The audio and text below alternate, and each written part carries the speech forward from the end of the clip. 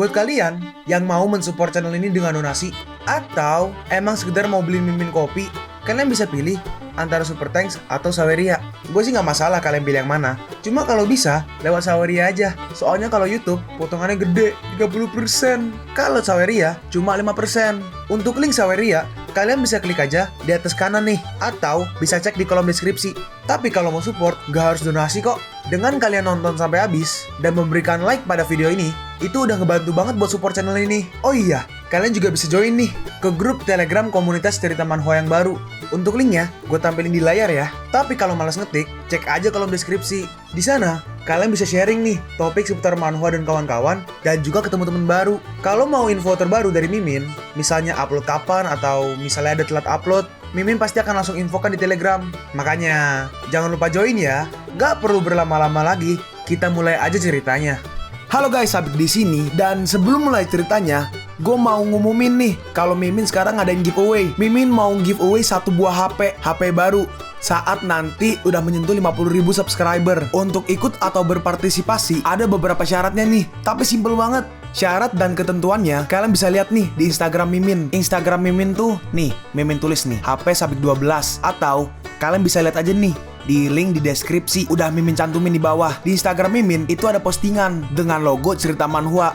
Nah, di sana kalian bisa lihat tuh syarat dan ketentuannya. Gak susah kok, syaratnya simple banget. Gak pakai ribet, gak pakai susah. 2 menit selesai. Pemenangnya akan Mimin umumin saat udah menyentuh 50.000 subscriber. Tunggu apa lagi? Makanya yuk, buruan subscribe biar cepet-cepet giveaway-nya. Nanti bakal ada giveaway terus kok, tenang aja. Oke, segitu aja. Kita lanjut ke ceritanya. Dan segel kuningnya semua terlepas tuh.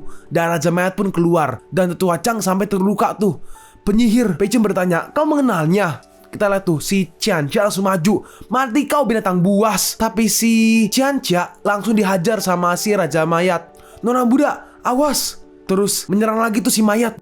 Hah, apakah ini akhirnya? Tapi tiba-tiba muncul petir nih yang menyerang si Raja Mayat. Dan ternyata si Pei Chen menggunakan halilintar. Dengan cepat, Pei Chen pun maju tuh. Kau, kembalilah. Hah, udah, hati-hati. Kita lihat tuh, Pei Chen maju nih menghadapi si Raja Mayat. Dalam hati Pei Chen, bahkan setelah tersambar halilintar surgawi, dia masih bisa bangkit. Dan si iblis ke sebelah dari Pei Chen nih, dan dia siap untuk menyerang. Si iblis maju menyerang menggunakan tangannya. Pei Chen berkata, wanita iblis ini tidak menggunakan kekuatan penuh miliknya. Tapi kenapa? Apakah itu Raja Mayat ini adalah kekasih wanita iblis dari masa lalu? Oh, plot twistnya. Kita melihat, karena si wanita iblis tidak mengerahkan semua kekuatannya, dia pun terluka karena serangan dari Raja Mayat. Gue gak tahu itu manggil nangis apa manggil. Terus intinya ada subtitlenya Terus si iblis pelan-pelan maju. Tapi tiba-tiba si Raja Mayat putar balik dan dia pun langsung pergi. Pei Chen berkata, tidak apa-apa, jangan menangis. Oh, menangis ya. Akan kubantu memeriksa dia sadar atau enggak ketika kita mencari dia nanti. Si iblis berkata, aku gak menyangka setelah mereka mengubah diriku menjadi wanita iblis, mereka juga melakukan itu padanya. Aku akan membuat mereka merasakan apa yang telah mereka lakukan.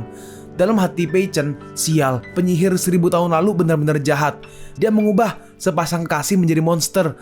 Salah satu wanita iblis yang lain menjadi seorang Raja Mayat. Pei Chen mencoba untuk menenangkannya nih. Jangan khawatir. Setelah kita bisa menenangkan Raja Mayat, aku akan menemukan cara untuk membantumu keluar. Si iblis merespon, terima kasih banyak Dewa Gunung. Yaudah, yuk sekarang bangun. Ayo Ciro, waktunya kita pulang. Ciro merespon, baiklah Kakak Chang, kau masih saja kuat seperti biasanya. Master, Raja Mayat belum dimusnahkan. Bolehkah saya memohon sesuatu padamu? Apa bisa kau tinggal di sini dan menjadi Grand Master dari keluarga Chow kami? Pei Chen menjawab, maaf, aku ada bisnis yang harus dihadiri di Miaoqiang, jadi aku izin pamit. Dalam hati Pei Chen, setelah tertunda sangat lama, saatnya aku secepatnya pergi ke kota Batu Hitam dan membunuh orang yang bernama Chen Qiahua. Nah, terus mereka jalan. Menurut Cao Qianjia, kota White Rock adalah yang terdekat dengan kota Batu Hitam atau Black Rock. Setelah perjalanan yang cukup lama, aku akan segera sampai di kota Batu Putih. Tapi tiba-tiba pas lagi jalan, kita lihat tuh, ada 4 mobil yang menghadang mobil dari Pei Chen. Lalu dari mobil-mobil itu keluar nih banyak sekali orang yang membawa pedang, bawa golok. Hei nak, keluar dari mobil. Ada masalah apa? Kakak, itu bocah itu. Dalam hati Pei Chen, apakah mereka kelompok lain yang dikirim juga oleh Chen Qiahua? Orang yang depan berkata nih, saudaraku, ayo habisi dia. dan kita akan menjadi kaya raya. Dan itu harusnya Kelong ya, kalau gue nggak salah. Karena tadi pas diperkenalkan, dia kecil lah intinya fotonya. Beraninya kau, siapa yang mengizinkanmu membuat masalah di wilayah kota Batu Putihku? Baiklah, pasukan, ikat, tangkap mereka semua. Orang-orang yang menghadang berkata, kenapa pemimpin agung kota Batu Putih datang ke sini? Bukankah informasinya mengatakan dia tidak akan melakukan patroli hari ini? Lari, kalau kau tertangkap, kau akan mati. Lalu Pei Chen sadar tuh, suara ini adalah... Pei Chen berkata, Nona She, lama tidak berjumpa. Oh, si itu guys, si Ahyun atau Shiyun. Antara Ahyun apa Shiyun, intinya ada Yun-Yunnya lah. Tuan Chang, apa yang membawa Anda ke kota Batu Putih? Kenapa Tuan Chang datang ke kota Batu Putih ini? Pei Chen menjawab, aku datang ke sini untuk mengejar Chen Qiahua. Bagaimana denganmu? Bagaimana kau kembali ke sini? Dan bagaimana Chiang Lai sekarang? Nona Chiang Lai sangat sehat sekarang. Aku kembali ke sini untuk mengambil alih posisi nenekku di kota Batu Putih sementara. Dia mati karena racun mayat yang mengenai pada pertempuran sebelumnya dengan wanita iblis. Hah? Racun mayat? Mustahil. Jika ada racun mayat, aku pasti akan mendeteksinya pada saat itu. Terus tiba-tiba Aren datang nih. Pemimpin agung, ada kabar buruk. Orang dari kota Batu Hitam datang untuk menyerang kita. Apa? Kota Black Rock? Pergilah, aku juga akan ke sana. Dalam hati Pei Chen, aku yakin Chen Qiahua pasti datang juga. Kali ini aku pasti akan mengambil nyawa anjing itu. Kita lihat tuh, di luar ada sekelompok orang berbaju putih yang membawa senjata semua tuh yang menyerang. Kita lihat nih, orang ini adalah Shi Hongshan. Shi Hongshan, pemimpin agung kota Batu Hitam atau kota Black Rock. Shiyun, keponakanku yang agung, lama tidak bertemu. Siapa yang keponakanmu? Batu Hitam dan Batu Putih sudah lama terpisah. Aku sekarang pemimpin agung kota Batu Putih. Shi Hongshan, apa yang kau inginkan? Bukan berarti aku menginginkan semuanya. Hanya saja penyihir agung Lian kami menginginkan sesuatu dari kota Batu Putih. Aku ingin kau, orang-orang dari kota Batu Putih, menyerahkan pemuda ini. Bukankah Anda bertindak terlalu jauh? Tuan Chang adalah tamu terhormat semasa nenekku hidup. Aku tidak akan pernah menyerahkan dia padamu. Dia adalah masalah bagi Miao Chang kita. Demi Miao Chang, aku harus eksekusi dia. Terus kita lihat tuh, ada rambutnya pirang tuh, kita lihat nih, dalam sebuah jubah. Dalam hati Pei Chen, ternyata Chen Qiahua benar-benar di sini. Kurasa penyihir agung ini adalah orang yang mendukung Chen Qiahua. Pei Chen berkata, kau mengatakan bahwa aku bencana bagi Miao Chang. Tapi tiba-tiba Pei Chen agak kesakitan tuh. Dalam hati Pei Chen, ulat cinta telah mulai menimbulkan efek samping. Satu-satunya cara agar aku bisa bertahan adalah dengan membunuh Chen Qiahua yang satu-satunya mengendalikan ulat cinta. Chen Qiahua, kau harus mati. Terus dari tangan Pei Chen, lihat tuh, ada cahaya biru. Si botak berkata, lihat cahaya biru di tubuhnya itu. Dan Pei Chen langsung maju tuh. Chen Qiahua, serahkan aku hidupmu. Hah, penyihir agung Lan, tolong bantu aku. Kalian serang dan bunuh dia. Hiya, kita lihat tuh, mereka semua langsung maju untuk menyerang ke arah Pei Chen. Tapi Pei Chen dengan mudah menghajar tuh satu persatu. Dan kita lihat, Pei Chen berhasil nih menangkap si Qiahua. Hey, apa kau pernah berpikir bahwa hari ini akan datang sebelum kau sempat menanamkan ulat cinta ke Chiang Lai? Jangan Pei Chen. Aku salah. Kumohon, biarkan aku pergi. Sudah terlambat. Dan Pei Chen langsung membunuhnya. Kita lihat, ada yang maju, dihajar lagi. Kau emang memiliki kekuatan, tapi di depanku itu tidaklah cukup. Pergilah ke neraka. Kita lihat nih, si botak nih penyihir menyerang nih menggunakan api dari tangannya tuh. Tuan Chang, hati-hati, ini adalah teknik paling kuat dari penyihir agung Lan Feng. Lalu Pei Chen menyiapkan sesuatu dari tangannya dan dengan mudah menghentikan serangannya. Cepum. Dan ya udah, serangannya berhasil ditahan oleh Pei Chen. Maaf, aku nggak sengaja menghancurkan teknik milikmu itu.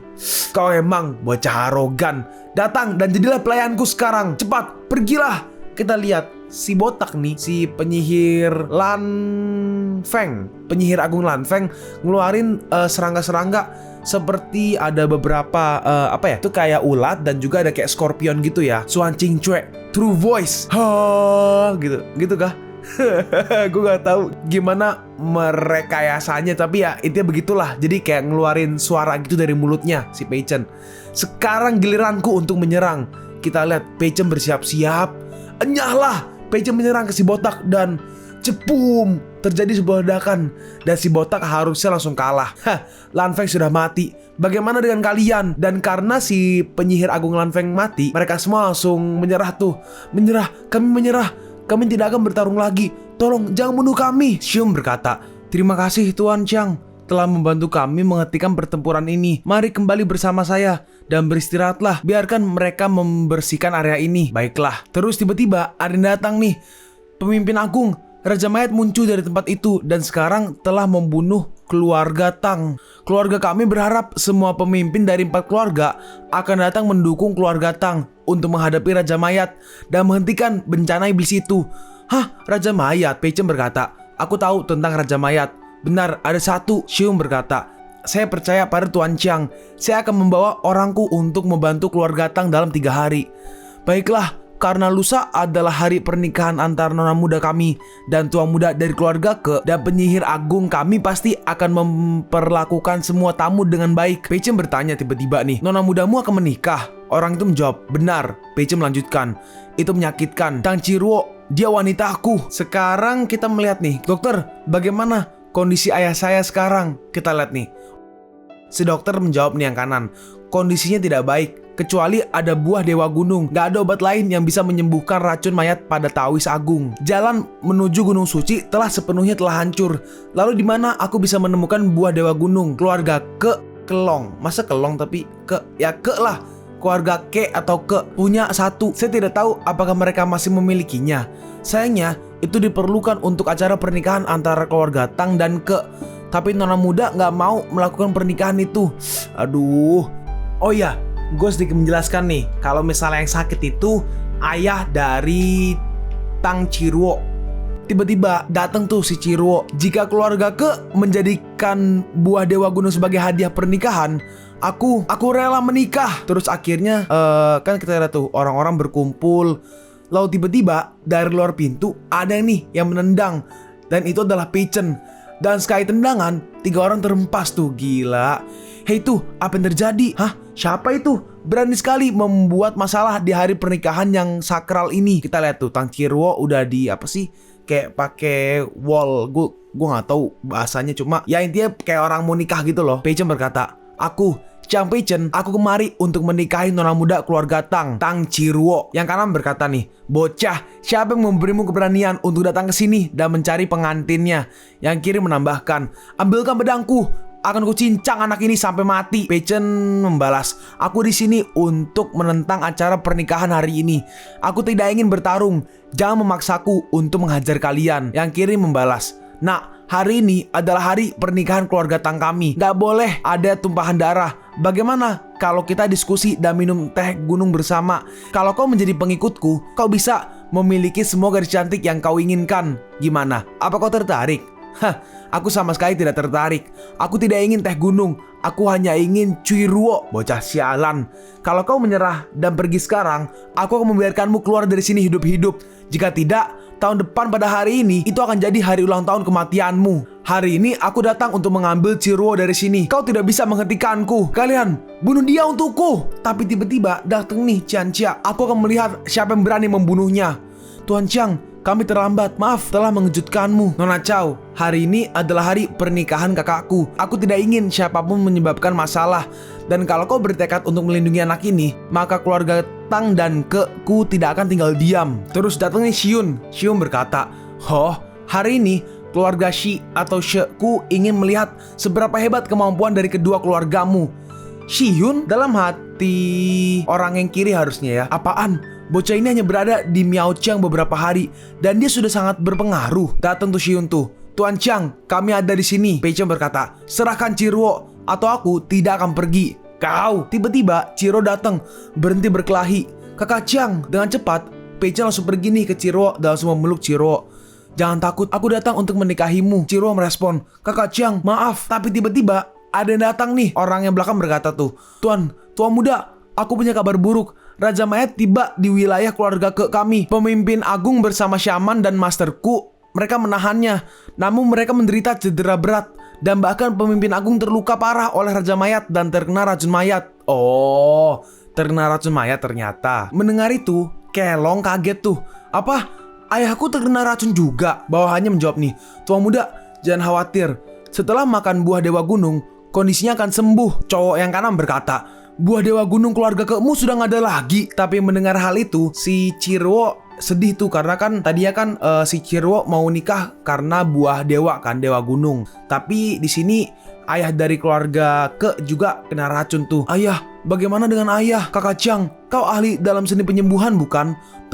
Tolong selamatkan ayahku. Peichen merespon nih, jangan khawatir, bawa aku untuk melihatnya. Lalu akhirnya Peichen pun dibawa nih untuk menemui ayah dari Cirwo. Lalu Peichen melakukan sesuatu untuk tangannya.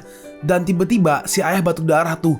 Ayah! Nah ini yang kiri ini harusnya adalah si dokter. Si dokter berkata, itu benar, hanya darah beracun yang dikeluarkan dari jantung dan urat nandinya. Anak muda, keterampilan penyembuhanmu tidak sederhana. Peichen merespon nih, Anda berdua terlalu menyanjungku. Sekarang racun mayat di pemimpin agung telah terselesaikan, tapi dia perlu beristirahat selama waktu yang ada, dan dia tidak akan dapat berjalan sama sekali sampai racun yang tersisa sepenuhnya hilang.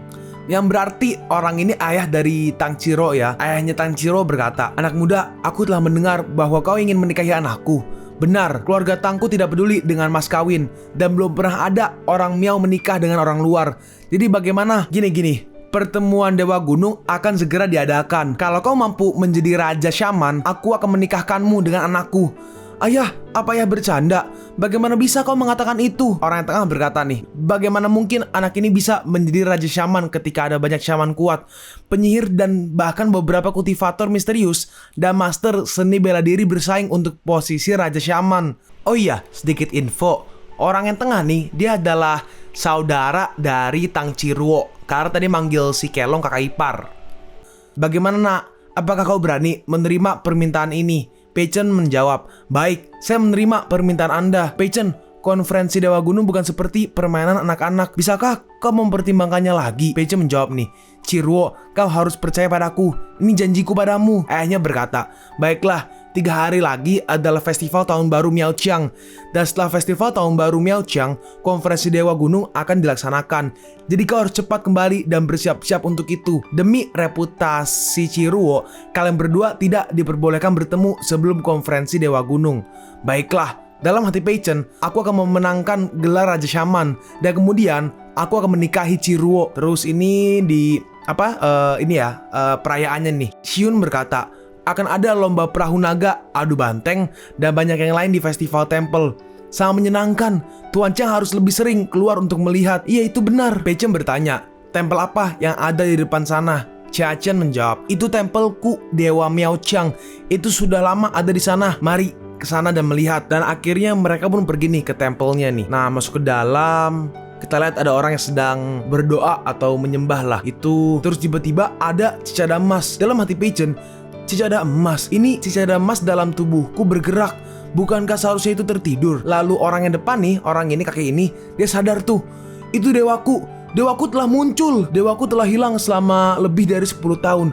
Apakah ini saat dia kembali?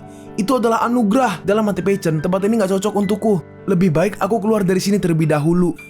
Ketika pertama kali cicada ini aku ambil, aku sudah memaksanya untuk tunduk padaku. Nampaknya sekarang cicada emas mencoba memberontak dari kendaliku. Kenapa situasi ini terjadi lagi? Itu seperti aku tidak bisa memahami sepenuhnya. Jika aku tidak bisa mengendalikan seluruhnya, harus segera aku musnahkan. Hei, itu tua muda, lihat, itu siapa? Chang Peichen. Berani sekali dia masih berkeliaran di sini. Ayo ke sana dan buat perhitungan dengan dia. Dan mereka pun pergi nih ke arah Chang Peichen. Seharusnya itu Kelong, dan yang kanan nih baru kenalin nih. Yang kanan yang rambutnya agak oranye, namanya adalah Wan Tusheng. Wan Tusheng berkata, saudara Ke, apakah kau punya masalah dengan bocah ini? Kelong menjawab, hahaha. Nah, aku gak menyangka hari ini aku akan menemukanmu di jalan ini. Dia adalah masalah terbesar dalam hidupku. Kita lihat tuh, si Kelong mengeluarkan sebuah ular tuh. Bajingan ini telah mencuri istri masa depanku. Aku akan membunuhnya hari ini. Dalam hati Wan Tusheng, kakek bilang padaku untuk membangun hubungan yang baik dengan tuan muda Ke. Dan sekarang adalah peluang sempurna untuk melakukannya. Wan Tusheng berkata, balas dendam karena seseorang telah mencuri calon istrimu, itu terlalu berlebihan untukmu menanggungnya sendiri. Saudara Ke, biarkan aku untuk membantumu. Apa kau yakin kau ingin melawanku di sini? Kita lihat tuh, Wan Tusheng menyiapkan serangan dari tangannya dan langsung melancarkan serangan ke arah Peichen. Nah, Aku adalah Master Chi. Satu kibasan tanganku bisa memindahkan gunung dan laut. Kalau kau takut, sekarang berlututlah dan sujudlah di depan saudaraku, dan akan kuampuni hidupmu. Pindahkan gunung dan laut. Aku takut kau punya kesalahan tentang apa artinya memindahkan gunung dan membalikan laut. Kalian pun sampai di penghujung video ini. Kalian mau tahu lanjutan chapter ini? Atau manhwa menarik lainnya? Makanya, jangan lupa subscribe biar kalian gak ketinggalan kalau gue upload video baru. Jangan lupa like, komen, dan share ke teman-teman kalian supaya channel ini bisa lebih berkembang ke depannya. Segitu dulu dari video cerita manhwa. Gua Sabik undur diri. See you on the next video. Cai